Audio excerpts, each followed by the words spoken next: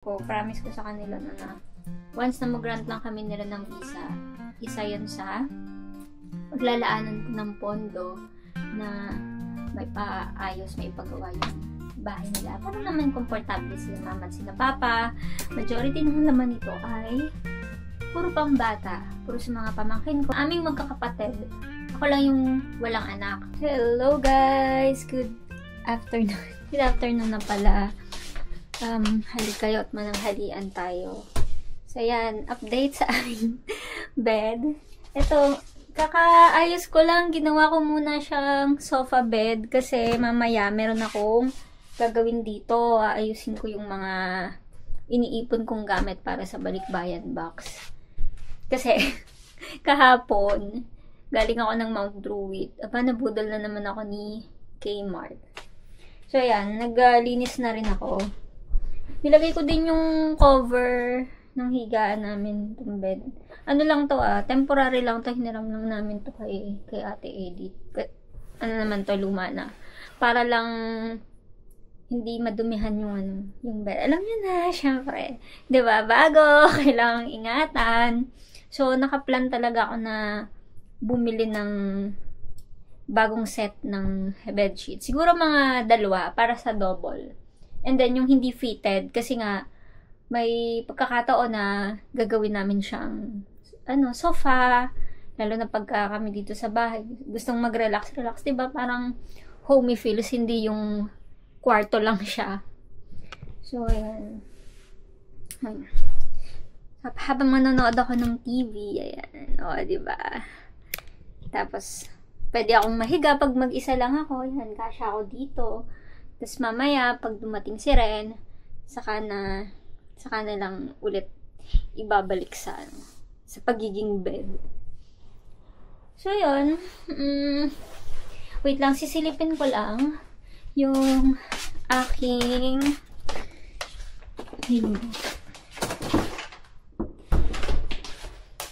nag-steam lang ako ng dumpling. Silipin natin kung ito na siya. I think pwede na. 2 piraso lang yan. Pwede na yan. Tapos naglaga rin ako ng mais kanina, yun ang umagahan ko. Nilagang mais. Lunch ako, ito. Kahapon, dinner namin ni Ren. Pansit. Nagluto ako ng vegetarian pansit. And kaya ako nakapag-steam ulit ng dumpling kasi may natira pa akong dumpling sauce na ginawa ko rin kahapon. Ayan. So, ang aking pananghalian ngayon ay leftover. Kasi sayang naman, ayoko magluto ng panibago, lalo na pag meron pang natitirang pagkain. Kasi ang nangyayari kapag nagluluto ako ng bagong pagkain, nakakalimutan namin yung leftover. So, yun ang agreement namin ni Ren na ubusin muna ang leftover. Wait lang. Handa ko lang yung saan ko ba ilalagay? Iinit ko pala muna ito. Para hindi na ako maghuhugas ng madami. Ito ko na lang dinidin-diretso sa bowl na to.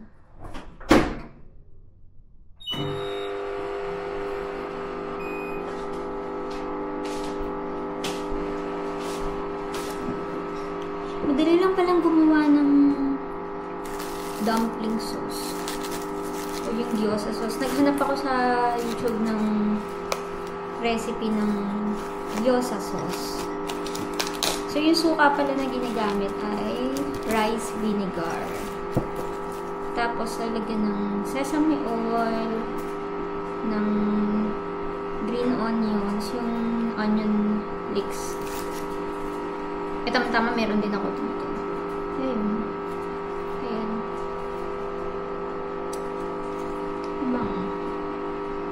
Naamoy ko yung sesame and yung vinegar. Sayang kasi kung itatapon may dumpling pa naman.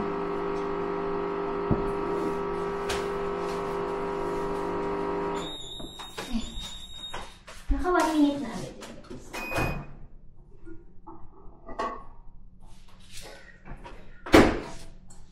then mamaya, pupunta ako sa Eastern Creek. Lalakarin ko lang. At may bibilihin ako. Galing ako ng Mount Druitt kahapon. Pero, nakalimutan ko yung ibang bibilihin ko. Kasi nabudol ako ni Kmart. Napagbili ako. Ayun. Hindi ang bigat ng dala ko. May ipakita ko sa inyo kung ano yung nabili ko sa Kmart.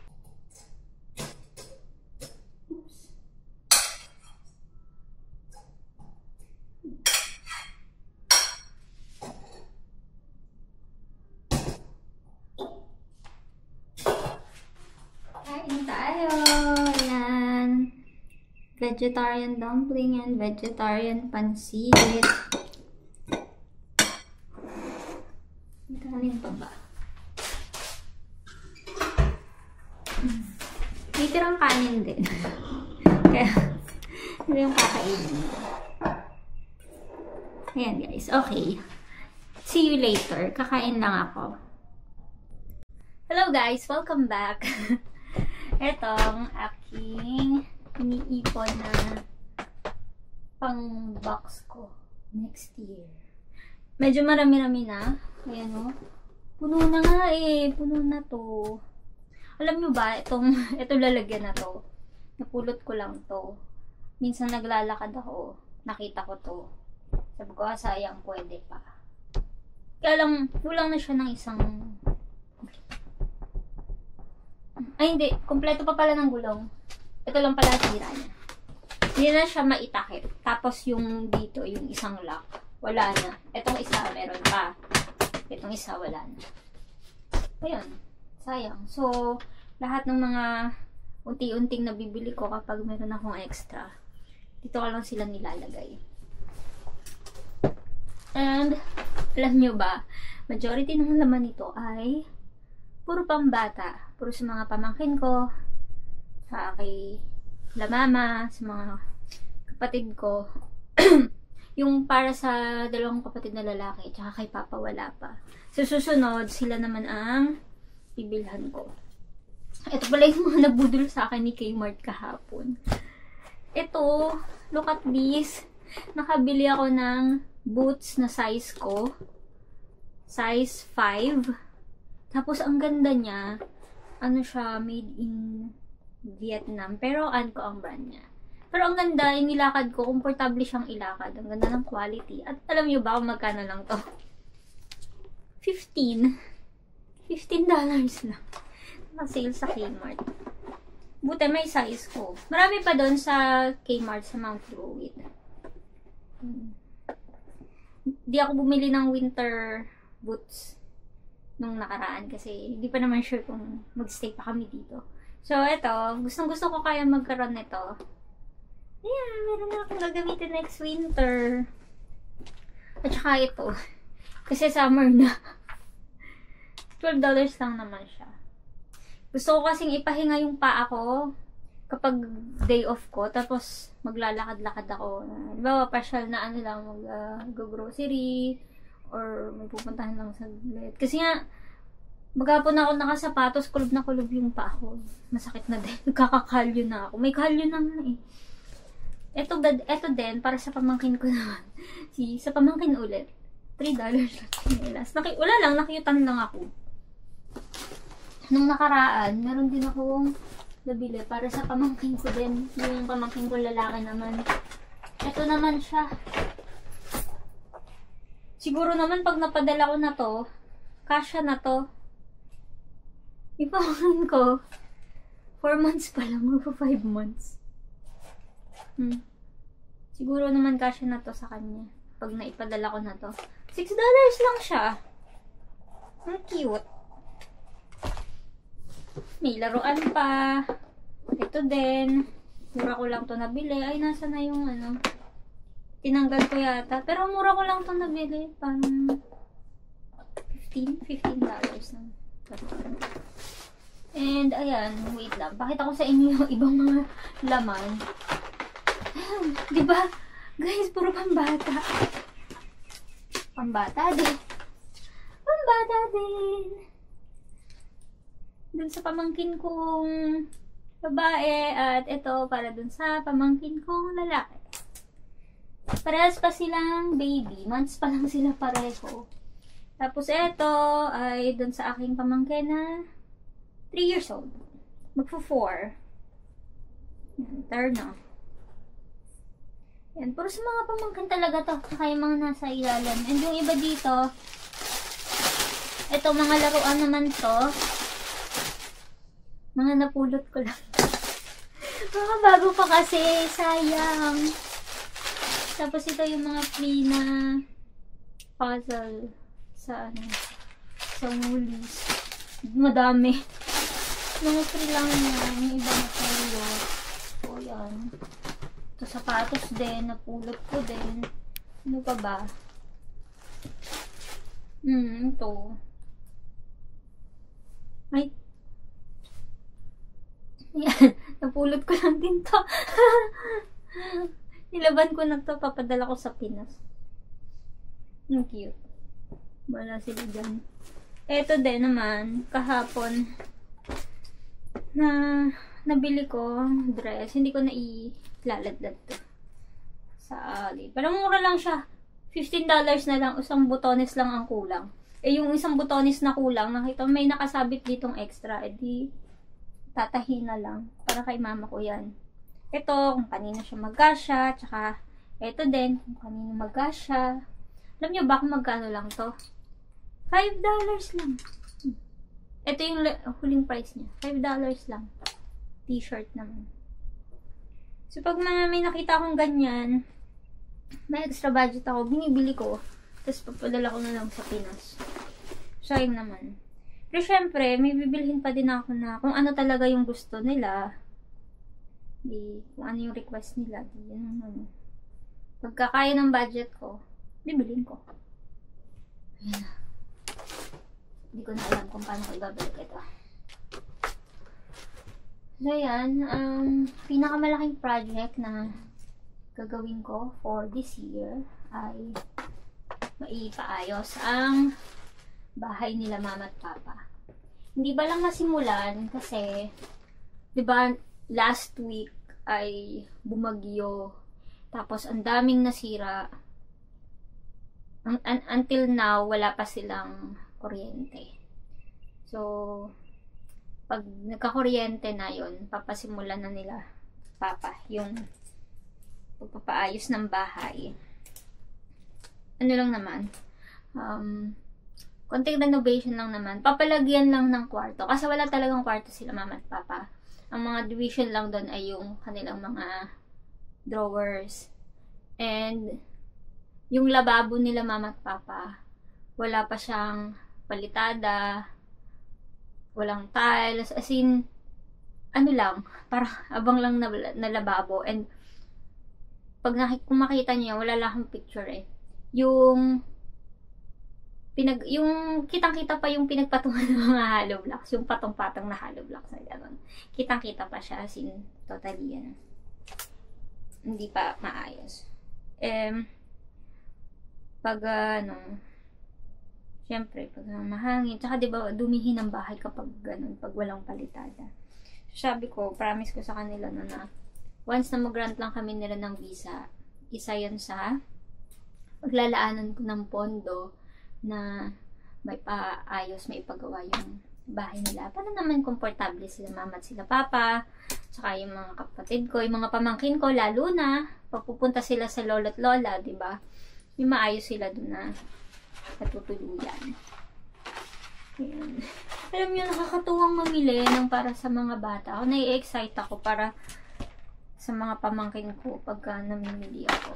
Kasi, nung bata kami magkakapatid, we never experience this kinds of stuff. As in, wala. May nagbibigay sa amin, pailan-ilan, oo, lalo na yung sa church, yun, may mga nagbibigay. But I mean, wala naman kaming mga tito and tita na nag-a-abroad. And sobrang laki ng family namin. Ilang magkakapatid sila mama, tsaka sila papa. So, walang mga ganito. And, kami ni ate ko, si ate ko nung nagsimula siya mag-Singapore din. Wala pa naman kami mga pamangkin nun. Isa pa lang. Tsaka wala pang anak yung ate ko nun. Nagpapadala din siya, pero more on mga personal stocks na naming magkakapatid. Dalaga na ako nung naka-experience ako ng medyo maayos-ayos na mga gamit. Kasi nga yung ate ko, nagsi-Singapore na siya. Ako naman, dahil yung ate ko may anak na rin. Tapos mga kapatid ko, may anak. Sa aming magkakapatid, ako lang yung walang anak. Pero ang tawag sa akin ng mga pamangkin ko, Mami Apple. So, para na rin akong may anak. Ay, matita mami. And, na-excite ako na magbibili ng mga gamit para sa mga pamangkin ko. So, yan. Ilalagay ko na tong aking mga huling na pamili na budol.